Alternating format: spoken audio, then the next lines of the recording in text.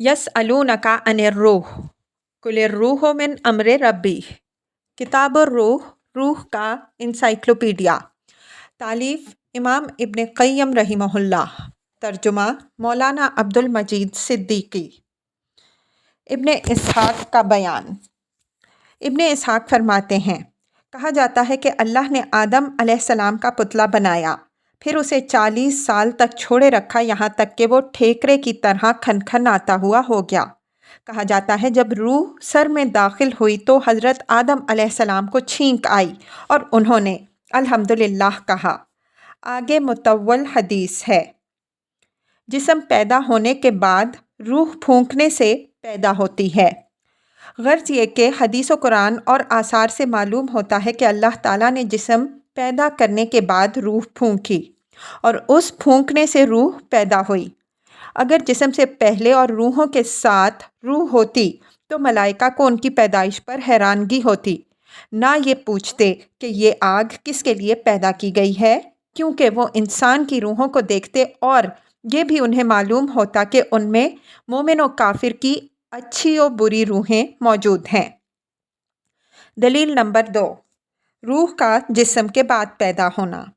चूँकि तमाम कुफ़ार की रूहें इब्लीस के ताबे हैं, बल्कि जो लोग तक़द्दुम ख़ल्क़ अरवाह के मानने वाले हैं, उनके ख़याल में भी तमाम काफ़िरों की रूहें इब्लीस के कुफ़र से पहले पैदा हो चुकी थीं और अल्लाह ताला ने इब्लीस पर कुफ़र का हुक्म जिस्म और रूह आदम की पैदाइश के बाद लगाया। इससे पहले वो काफिर ना था, तो इससे पहले अरवाह कैसे काफिर व मोमिन हो सकती हैं, जबकि इब्लीस उस वक्त काफिर ना था। इनमें कुफर तो शैतान के बहकाने और फिसलाने से ही पैदा हुआ। पता चला कि काफिर रूहें इब्लीस के कुफर के बाद पैदा हुईं। अगर ऐसे कहा जाए कि शुरू में सारी रूहें मोमिन थीं, फिर इब्लीस की वजह से मुर्तद हो गई, तो ये अलहदा बात है, लेकिन तक़द्दुम ख़ल्क़ अरवाह के दलाइल इसके ख़िलाफ़ हैं। दलील नंबर 3, तख्लीक़ आदम के बारे में हज़रत अबू हुरैरा रज़ी अल्लाह अन्हु वाली हदीस में है कि आदम अलैहिस्सलाम जुम्मे के दिन पैदा किए गए। अगर रूहें जिस्मों से पहले पैदा हो चुकी होती तो वो इन तमाम मखलूक़ात में दाखिल होती जो 6 दिन में पैदा की गई थीं। चूँकि उन 6 दिनों में तख्लीक़ अरवाह की खबर नहीं दी गई, इसलिए पता चला कि ख़ल्क़ अरवाह औलाद आदम की पैदाइश के ताबे है। उन 6 दिनों में सिर्फ़ आदम अलैहिस्सलाम की पैदाइश हुई और उनकी औलाद की पैदाइश मुशाहिदा के मुताबिक हर ज़माने में है। अगर रूह का बदन से पहले वजूद होता और वो ज़िंदा और इल्म और अक़ल वाली और बात करने वाली होती तो उसे कुछ तो दुनिया में आकर इस जहान की याद होती जहाँ वो एक तवील ज़माना गुजार चुकी है। क्योंकि ये मुश्किल है कि रूह में हयात इल्म नतक और इदराक हो और वो रूहों की जमात में एक लंबा अरसा भी गुजारे, फिर जब बदन में दाखिल हो तो उसे अपने माजी का ज़रा हाल भी मालूम ना हो। जब जिस्म से अलहदा होकर उसे अपने तमाम तफसीली हालात मालूम रहते हैं, जबकि जिस्म में आकर उसके कमालात में बहुत सी रुकावटें पैदा हो जाती हैं, तो उससे इस ज़माने के हालात, जबकि कोई रुकावट भी ना थी, बदरजाए ऊला मालूम होने चाहिए। एक और शुबहा का जवाब, अगर ये कहा जाए कि जिस्मानी ताल्लुकात व मसरूफियात रूह को माजी के हालात के शऊर से रोकते हैं, तो हम कहते हैं कि ख़बर तफसीली हालात के शऊर से माने हों तो हों, लेकिन ये कैसे हो सकता है कि कुछ भी याद ना रहे। वाज़ेह है कि ये ताल्लुकात जिस्मानी उसी इब्तिदाई हालात के शऊर से रोकने वाले नहीं, तो इससे पहले के हालात से किस तरह रोकते होंगे।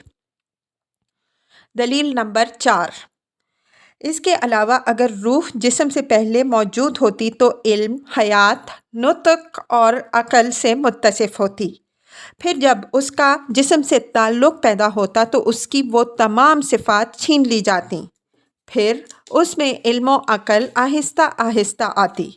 अगर ये बात मान ली जाए तो अजीब बात है कि इब्तिदा में रूह मुकम्मल अक़ल वाली हो, फिर अक़ल से बिल्कुल खाली हो जाए और फिर आहिस्ता आहिस्ता अक़ल हासिल करे। इस पर ना अक़ली दलील है, ना नकली और ना विजदानी, बल्कि अल्लाह ताला ने फरमाया, वल्लाहु अखरजकुम मिन बुतूनि उम्महातिकुम इलल आया। अल्लाह ने तुम्हें तुम्हारी माँओं के पेटों से निकाला कि तुम कुछ भी नहीं जानते थे, और उसने तुम्हें कान, आँखें और दिल दिए ताकि तुम उसका शुक्र करो। पता चला कि जिस हालत पर हम पैदा किए गए हैं यही हमारा असली हाल है, और इल्म व अक़ल, क़ुव्वत और ताकत बाद में आती है। इससे पहले हम कुछ भी नहीं जानते थे, क्योंकि हमारा वजूद ही ना था कि हमने में अक्ल व शऊर होता। दलील नंबर 5। इसके अलावा अगर रूहें जिस्मों से पहले होती और अच्छी बुरी भी होती तो उनके आमाल से पहले अच्छाई और बुराई साबित होती, जबकि उनमें अच्छाई और बुराई जिस्म में आकर अच्छे बुरे आमाल से पैदा होती है। रूह की पैदाइश के मुतालिक रहमतुल लिल आलमीन सल्लल्लाहु अलैहि वसल्लम का बयान। अगर कहा जाए कि तकदीरी अच्छाई और बुराई साबित थी तो हम तकदीर का इनकार नहीं करते। अगर कोई ऐसा सबूत है कि रूहें सब की सब एक वक्त में पैदा कर दी गईं, फिर एक जगह ठहरा दी गईं और उनको हयात व नुतक भी बख्श दिया गया, फिर वक्त वक्त पर अपने अपने ज़माने में अपने अपने जिस्मों में भेजी जाती हैं, तो इसे सबसे पहले हम मानने को तैयार हैं, क्योंकि अल्लाह ताला हर चीज़ पर कादिर है। लेकिन पैदाइश व शरअ के सिलसिले में वही ख़बर काबिल कबूल है जो रहमतुल लिल आलमीन सल्लल्लाहु अलैहि वसल्लम ने दी हो।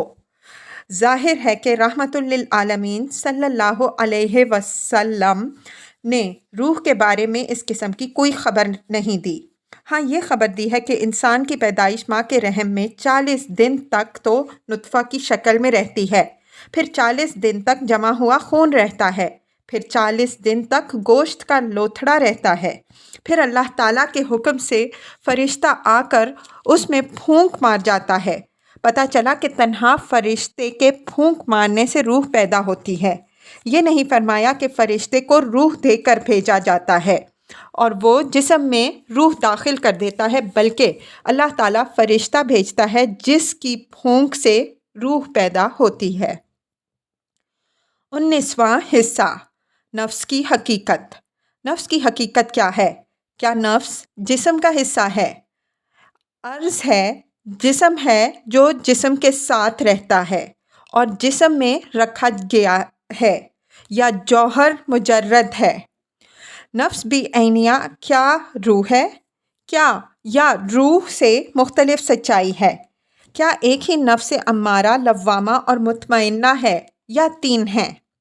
इन मसाइल पर बहुत से लोगों ने लिखा है और बड़ी बड़ी गलतियां करते रहे हैं और उनके बयानात में भी टकराव है, लेकिन अल्लाह ताला ने अपने रसूल की इत्तिबा करने वालों को गलतियों से बचाया है और उनके बयानात काबिल एतमाद हैं।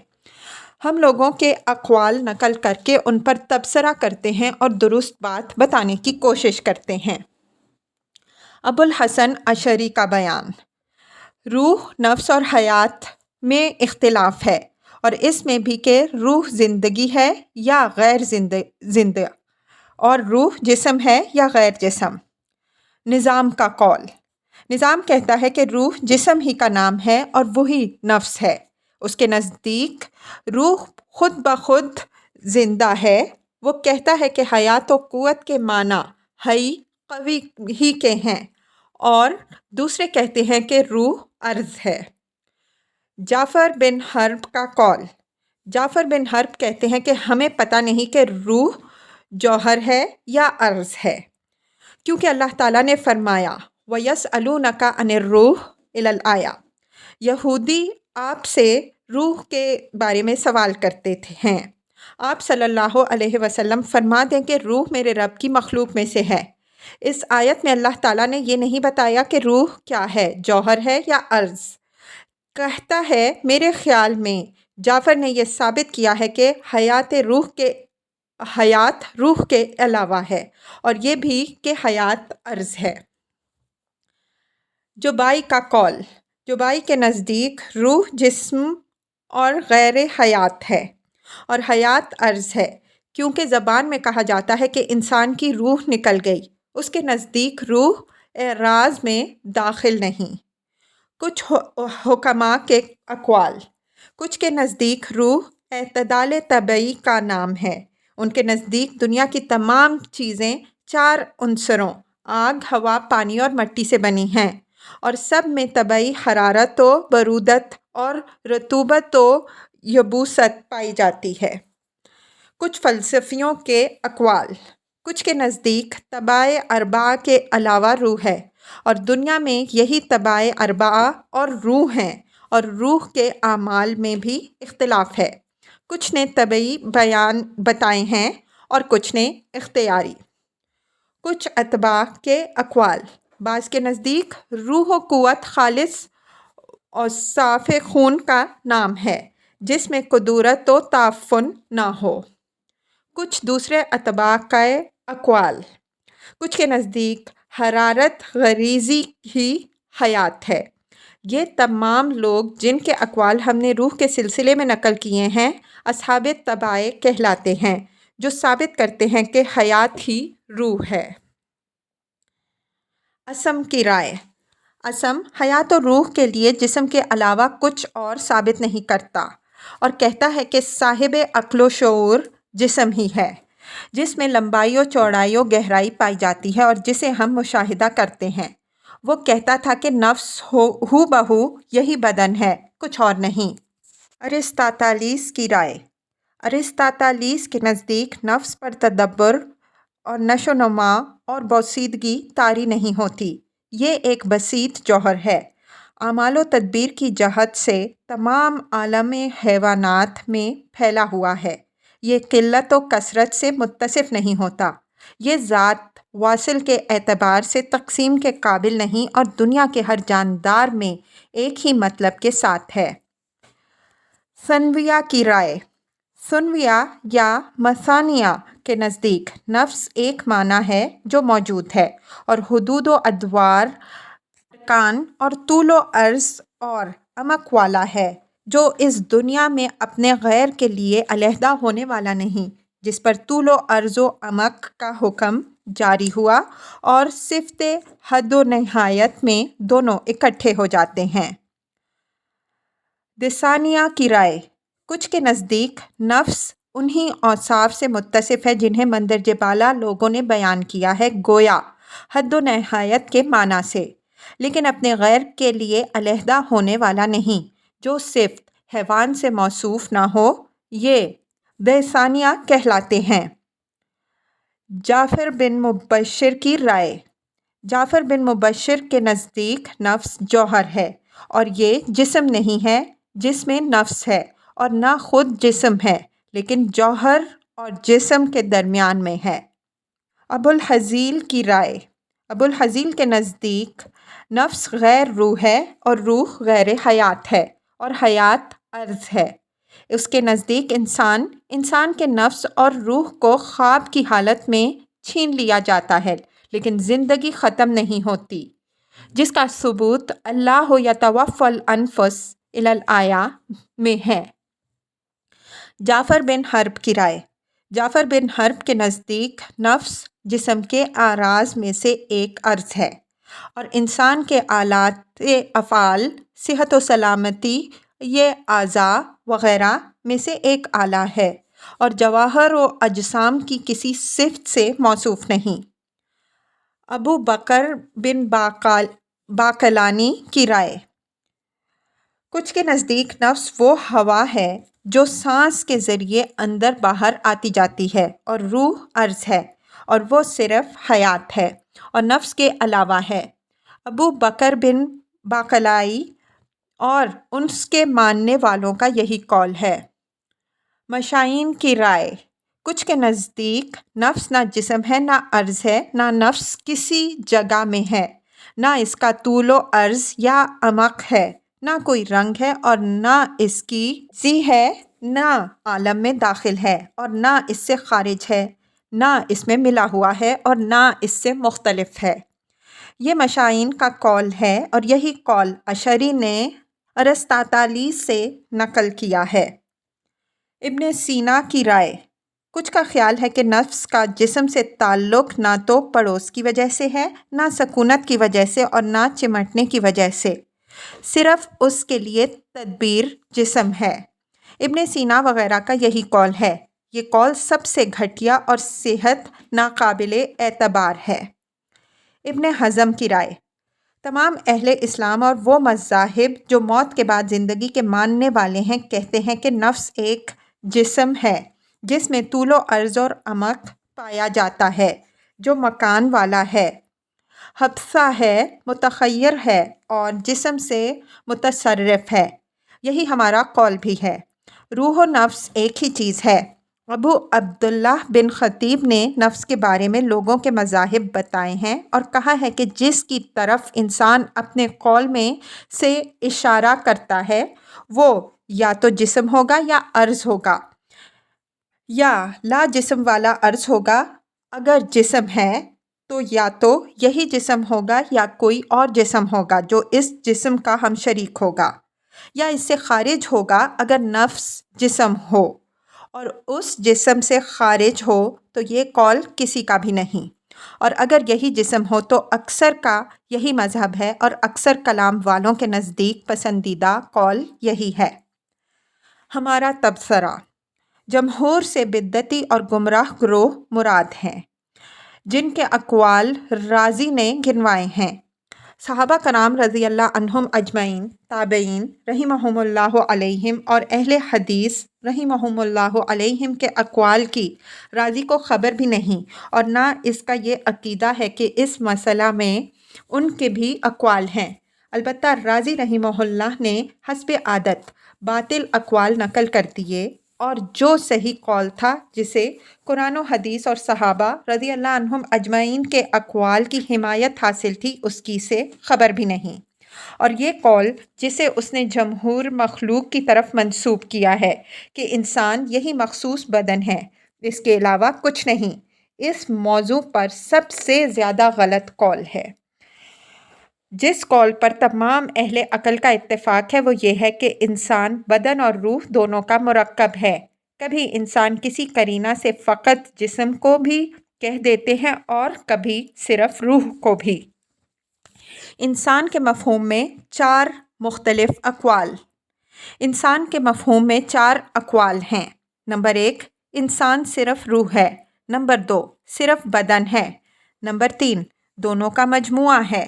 نمبر 4، یا ان میں سے ہر ایک علیحدہ علیحدہ ہے۔ ان میں ناطق میں اور اس کے نطق میں بھی اختلاف ہے۔ روح کے متعلق امام رازی علیہ الرحمہ کے 6 اقوال۔ امام رازی رحمہ اللہ فرماتے ہیں کہ اگر انسان کسی مخصوص جسم سے مراد ہو جو اس ظاہری بدن کے اندر موجود ہے تو اس قول کے ماننے والے اس جسم کی تعین میں مختلف ہیں۔ نمبر 1، کچھ کے نزدیک اس جسم سے اخلاط اربعہ مراد ہیں جس سے یہ جسم پیدا ہوتا ہے۔ نمبر 2، کچھ کے نزدیک یہ جسم خون ہے۔ نمبر 3، کچھ کے نزدیک یہ جسم روح لطیف ہے جو دل سے پیدا ہو کر شریانوں کے ذریعے تمام اعضاء تک پھیلتی ہے۔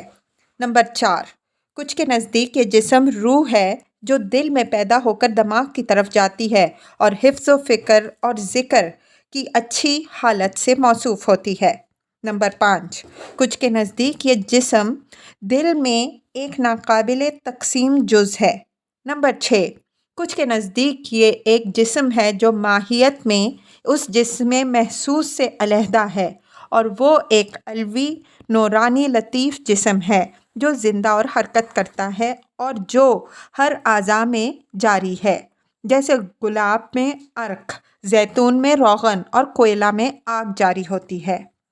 پھر جب تک ان اعضاء میں اس جسم میں لطیف سے پیدا شدہ آثار کی قبول کرنے کی صلاحیت رہتی ہے، یہ جسم لطیف ان اعضاء میں گھسا ہوا رہتا ہے اور ان پر حس و ارادے کا فیضان کرتا رہتا ہے، اور جب یہ اعضاء غلیظ اخلاط کی وجہ سے خراب ہو جاتے ہیں اور روح کے آثار قبول کرنے کی صلاحیت کھو بیٹھتے ہیں تو روح بدن سے علیحدہ ہو کر روح کے جہان میں چلی جاتی ہے۔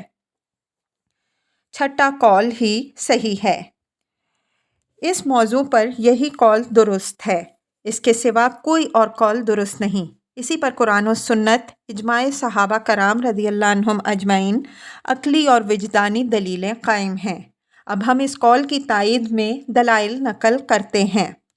दलील नंबर 1, कुरान हकीम में इरशाद होता है, अल्लाह यतवफ़्फ़ुल अनफुसा हीना मौतिहा इलल आया।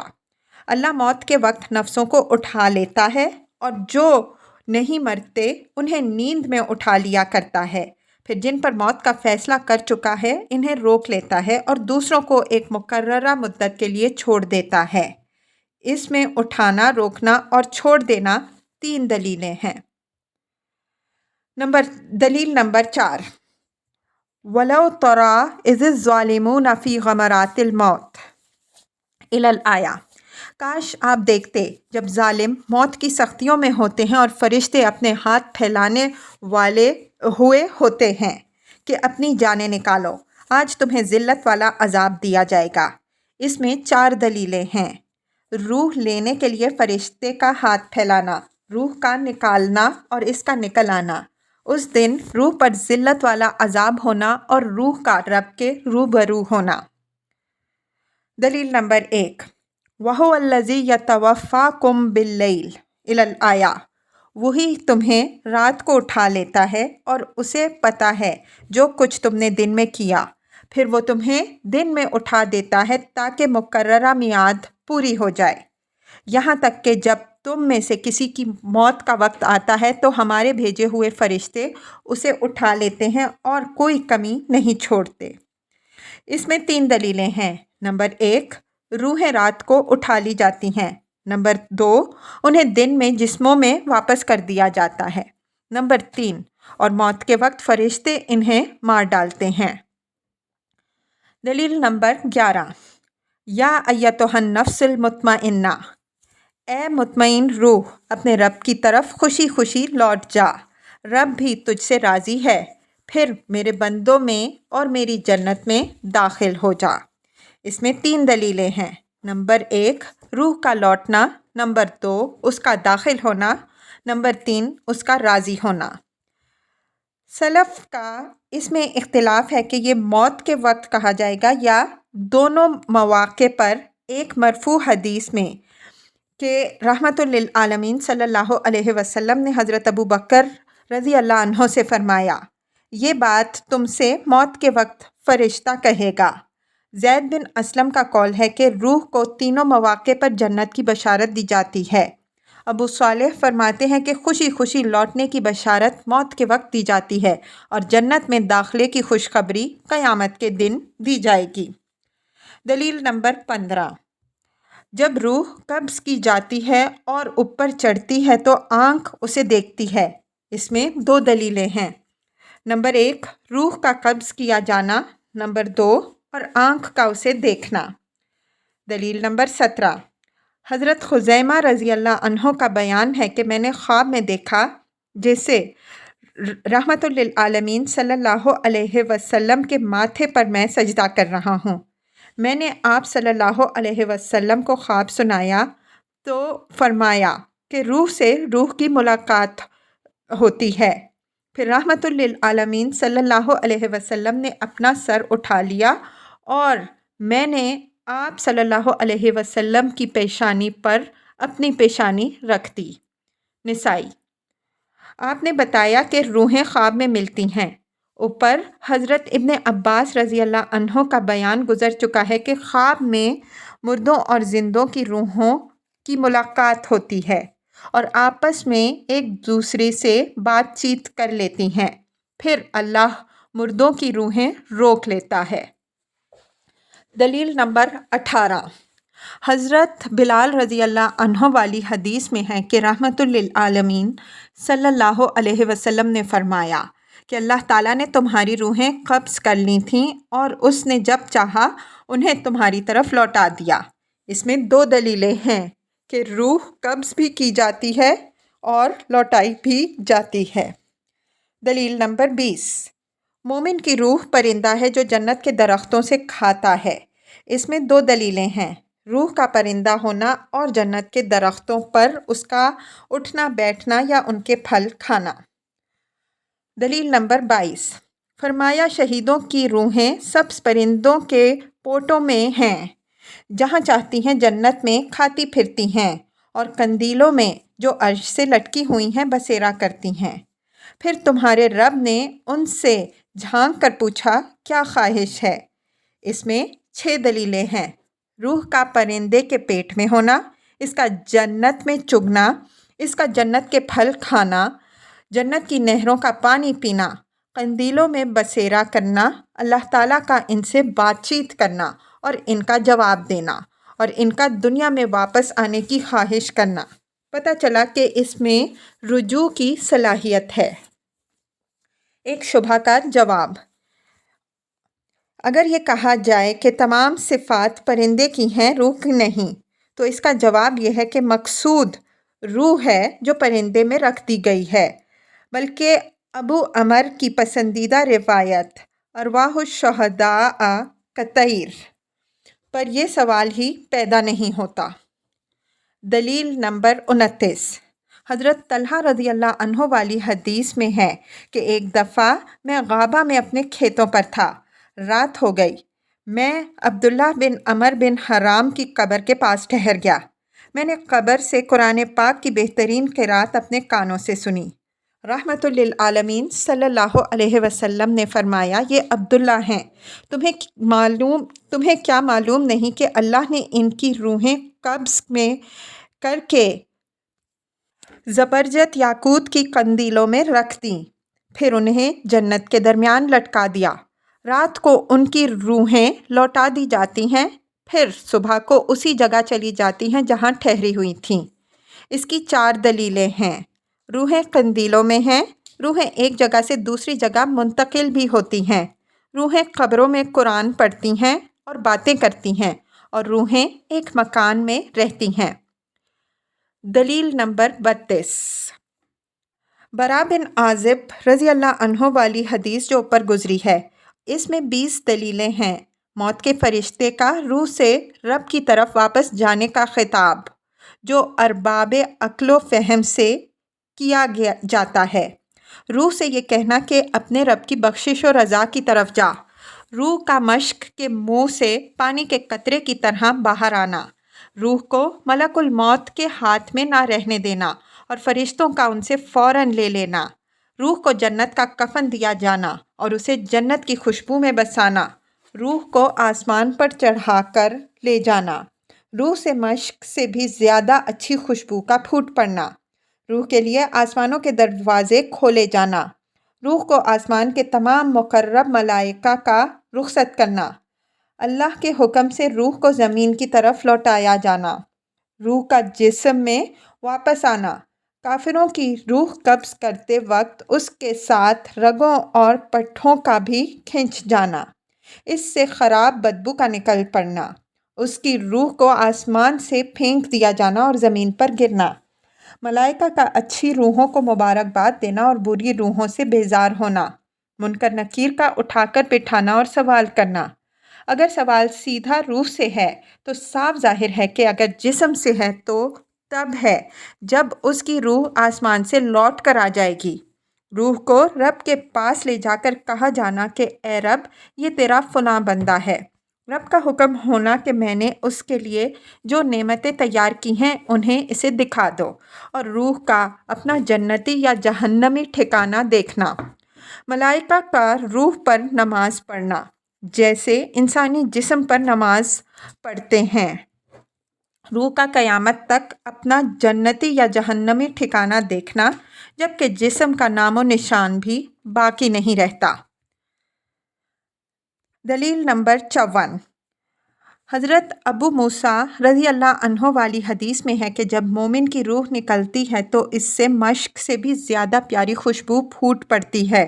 فرشتے اسے لے کر جاتے ہیں اور آسمان کے نیچے والے ملائکہ کے پاس سے گزرتے ہیں اور اس کے اچھے اچھے اعمال سے ان سے تعارف کراتے ہیں اور نام بتاتے ہیں۔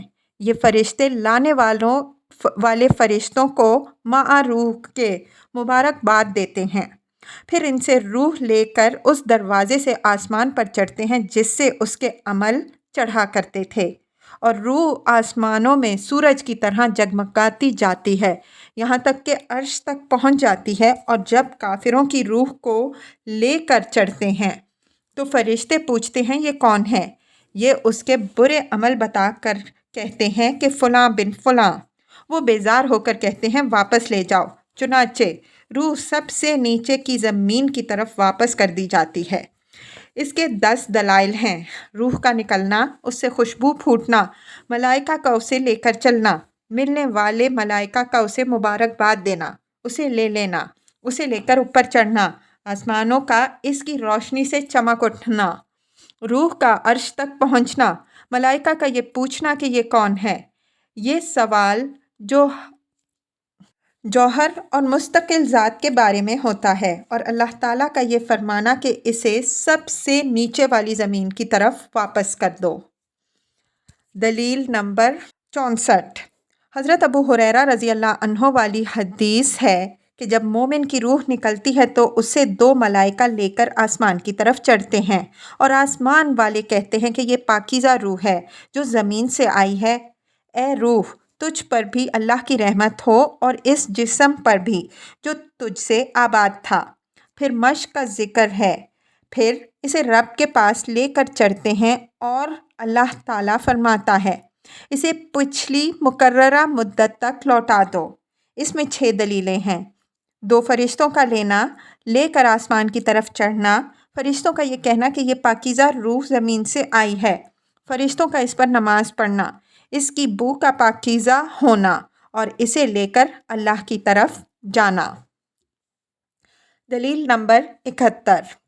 حضرت ابو ہریرہ رضی اللہ عنہ والی حدیث ہے جس میں 10 دلائل ہیں: روح کا پاکیزہ ہونا یا گندے جسم میں ہونا، اس جگہ حال و محل دونوں ہیں، فرشتوں کا یہ کہنا کہ اے روح نکل آ، تو تعریف کے قابل ہے، اسے راحت و روزی کی بشارت دینا۔ یہ بشارت اس مقام کی ہے جس کی طرف روح جسم سے نکل کر جا رہی ہے۔ آسمان تک مسلسل ان بشارتوں کا قائم رہنا، روح کے لیے آسمان کا دروازہ کھلوانا، اس سے یہ کہنا کہ تعریفوں کی حالت میں جنت میں داخل ہو جا، روح کا اس آسمان تک پہنچ جانا جس میں اللہ ہے۔ کافر کی روح کے لیے یہ کہنا کہ مذمت کی حالت میں لوٹ جا، اس کے لیے آسمان کا دروازہ نہ کھلنا، اسے زمین کی طرف چھوڑ دینا، پھر اس کا قبر میں لوٹ آنا۔ دلیل نمبر 81۔ رحمت للعالمین صلی اللہ علیہ وسلم نے فرمایا روحیں جمع شدہ لشکر ہیں، پھر جن میں تعارف ہو جاتا ہے ان میں موافقت و محبت پیدا ہو جاتی ہے، اور جن میں نہیں ہوتا ان میں اختلاف رہتا ہے۔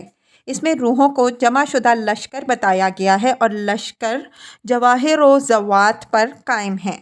پھر کہا گیا کہ ان میں تعارف و عدم تعارف ہوتا ہے جو جواہر کے صفات ہیں۔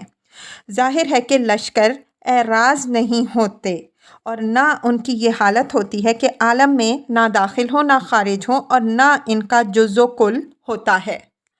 دلیل نمبر 82۔ حضرت ابن مسعود رضی اللہ عنہ کی حدیث گزر چکی ہے کہ روحیں آپس میں ملتی ہیں اور گھوڑوں کی طرح اچھی اور بری ہوتی ہیں۔ دلیل نمبر 83۔ ابن عمر رضی اللہ عنہ کی حدیث میں ہے کہ روحیں 2 دن کے فاصلے سے مل لیتی ہیں، جبکہ پہلے کبھی ایک دوسرے کو دیکھا بھی نہیں ہوتا۔ دلیل نمبر 84۔ وہ آثار ہیں جو ہم آدم علیہ السلام کی پیدائش کے سلسلے میں بیان کر چکے ہیں کہ جب روح حضرت آدم علیہ السلام کے سر میں داخل ہوئی تو انہیں چھینک آئی اور الحمدللہ کہا، پھر جب آنکھوں میں پہنچی تو جنت کے پھل دیکھ لیے، پھر جب میں پیٹ میں پہنچی تو بھوک لگ گئی، پھر ابھی نیچے پیروں میں پہنچی بھی نہ تھی کہ اٹھ کھڑے ہوئے، اور یہ کہ روح کے داخل ہوتے وقت بھی تکلیف ہوتی ہے اور باہر نکلتے وقت بھی۔ دلیل نمبر 85۔ وہ آثار ہیں جن میں اللہ تعالیٰ کا روحوں کو نکالنے کا اور اچھوں اور بروں کو علیحدہ کرنے کا اور نور و ظلمت میں تفاوت کا اور چراغوں کی طرح انبیاء کرام علیہم السلام کی روحوں کا بیان ہے۔ دلیل نمبر 86۔ تمیم داری والی حدیث کہ مومن کی روح اللہ تعالیٰ کے سامنے پہنچ کر سجدہ ریز ہوتی ہے اور تمام فرشتے اسے بشارت دیتے ہیں، اور اللہ تعالیٰ موت کے فرشتے سے فرماتے ہیں کہ میرے بندے کی روح کو لے جا کر اس جگہ رکھو۔ دلیل نمبر 87 وہ آثار ہیں جو ہم نے مستقر ارواح کے بارے میں بیان کیے ہیں، اور اس میں لوگوں کا اختلاف ہے، اور اس اختلاف کے ضمن میں اجماع سلف کا بیان ہے کہ موت کے بعد روح کے لیے مستقر ہے، یعنی اس کی تعین میں اختلاف ہے۔ دلیل نمبر 88 رحمت للعالمین صلی اللہ علیہ وسلم نے بتایا کہ لوگوں کے جسم قبروں میں پیدا ہوں گے، پھر جب سور پھونکا جائے گا تو ہر روح اپنے جسم میں داخل ہوگی، پھر جب وہ اس میں داخل ہوگی تو زمین پھٹ جائے گی اور لوگ قبروں سے اٹھ کھڑے ہوں گے۔ سور والی حدیث میں ہے کہ حضرت اسرافیل علیہ السلام روحوں کو آواز دیں گے تو تمام روحیں آ جائیں گی، مومنوں کی روحیں نورانی ہوں گی اور کافروں کی تاریک۔ آپ روحوں کو سور میں رکھ لیں گے، پھر اس میں پھونک ماریں گے۔ اللہ تعالیٰ فرمائے گا میری عزت کی قسم، ہر روح اپنے اپنے جسم میں واپس چلی جائے۔ بالآخر روحیں سور سے شہد کی مکھیوں کی طرح باہر نکلیں گی، جن سے آسمان و زمین کی درمیانی فضا بھر جائے گی، اور ہر روح اپنے جسم کے پاس جا کر اس میں داخل ہو جائے گی۔ پھر اللہ کے حکم سے زمین پھٹ جائے گی اور لوگ قبروں سے نکل کر اپنے رب کی طرف دوڑنے لگیں گے، بلانے والے کی طرف بھاگ پڑیں گے اور ہر قریب کی جگہ سے منادی کی آوازیں سنیں گے، پھر سب کھڑے ہو کر دیکھنے لگیں گے۔ ظاہر ہے کہ اللہ کے رسول نے اس کی خبر دی جو بالکل سچی ہے، صلی اللہ علیہ وسلم۔ اللہ تعالیٰ ان کے لیے دوسری روحیں پیدا نہیں کرے گا، بلکہ یہ وہی روحیں ہوں گی جنہوں نے دنیا میں رہ کر اچھائی یا برائی کی تھی۔ اللہ تعالیٰ ان کے جسم پیدا کر کے انہیں ان میں واپس کر دے گا۔ دلیل نمبر 89 اللہ تعالیٰ کے سامنے قیامت کے دن روح و جسم دونوں جھگڑا کریں گے۔ حضرت ابن عباس رضی اللہ عنہ کا بیان ہے کہ قیامت کے دن لوگوں میں لڑائیاں ہوں گی، یہاں تک کہ روح جسم سے لڑے گا۔ روح کہے گی کہ اے رب، میں تیری روح تھی، تو نے مجھے اس جسم میں داخل کر دیا، میرا کوئی قصور نہیں۔ جسم کہے گا کہ اے رب، میں ایک جسم تھا جسے تو نے پیدا کیا، اور یہ آگ جیسی روح مجھ میں داخل ہو گئی، اس کی وجہ سے میں اٹھتا بیٹھتا کھڑا ہوتا آتا جاتا تھا۔ کہا جائے گا میں تم دونوں میں فیصلہ کیے دیتا ہوں، ایک اندھا اور ایک معذور، دونوں ایک باغ میں جاتے ہیں۔ معذور اندھے سے کہتا ہے کہ مجھے پھل نظر آ رہے ہیں، اگر میرے پاؤں ہوتے تو میں انہیں توڑ لیتا۔ اندھا کہتا ہے میں تجھے اپنے کندھے پر اٹھائے لیتا ہوں، چنانچہ معذور کو اپنے کندھے پر بٹھا لیتا ہے، پھر معذور پھل توڑ لیتا ہے اور دونوں کھا لیتے ہیں۔ بتاؤ کس کا قصور ہوا؟ بولے دونوں کا۔ اللہ تعالیٰ کا ارشاد ہوا کہ تم نے خود اپنا فیصلہ کر لیا۔ دلیل نمبر 90 دو احادیث و آثار ہیں جو عذاب و ثواب قبر کے بارے میں ہیں۔ ظاہر ہے کہ جسم تو مٹی میں شامل ہو کر بے نام و نشان ہو جاتا ہے، اور عذاب و ثواب قیامت تک قائم رہے گا۔ پتہ چلا کہ روح برزخ کے عذاب و ثواب سے براہ راست متاثر ہوتی ہے۔ دلیل نمبر 91 شہیدوں کی روحوں سے جب یہ پوچھا گیا کہ کیا خواہش ہے تو عرض کیا ہماری روحیں جسموں میں واپس کر دیجیے تاکہ ہم پھر آپ کے راستے میں مارے جائیں۔ صاف ظاہر ہے کہ یہ سوال و جواب ایسی ذاتوں سے ہے جو زندہ، سمجھدار اور صاحب گویائی ہیں، جن میں دنیا میں جانے کی اور اپنے جسموں میں داخل ہونے کی صلاحیت ہے، اور انہی روحوں سے جو جنت میں چکتی پھرتی ہیں پوچھا گیا تھا، ان کے جسم تو کبھی کے مٹی کی نظر ہو چکے تھے۔ دلیل نمبر 92 حضرت سلمان فارسی رضی اللہ عنہ وغیرہ سے ثابت ہے کہ مومنوں کی روحیں برزخ میں جہاں چاہتی ہیں آتی جاتی ہیں، اور کافروں کی روحیں سجین میں بند ہیں۔ دلیل نمبر 93 معراج کی شب کو رحمت للعالمین صلی اللہ علیہ وسلم نے حضرت آدم علیہ السلام کے ارد گرد روحیں دیکھیں اور ایک مخصوص جگہ مشاہدہ کیا۔ دلیل نمبر 94 آپ صلی اللہ علیہ وسلم نے آسمانوں میں حسب مراتب انبیاء کرام علیہم السلام کی روحیں دیکھیں اور انہوں نے آپ کو خوش آمدید بھی کہا اور دعائیں بھی دیں، حالانکہ ان کے جسم زمین میں تھے۔ دلیل نمبر 95، آپ نے بچوں کی روحیں حضرت خلیل اللہ علیہ السلام کے ارد گرد دیکھیں۔ دلیل نمبر 96، برزخ میں آپ صلی اللہ علیہ وسلم نے روحوں پر ہر طرح کا عذاب دیکھا، جیسا کہ بخاری کی سمرہ والی حدیث میں بیان ہو چکا ہے، جبکہ ان کے جسم کبھی کے بے نام و نشان ہو چکے تھے۔ دلیل نمبر 97، اللہ تعالیٰ نے بتایا کہ شہید اپنے رب کے پاس زندہ ہیں، کھاتے پیتے ہیں اور خوش ہیں، اور اپنے بھائیوں کے دل خوش کن حالات سن کر خوش ہوتے ہیں۔ یہ صفات بھی روحوں کی ہیں، کیونکہ اجسام تو قیامت کے دن پیدا ہوں گے۔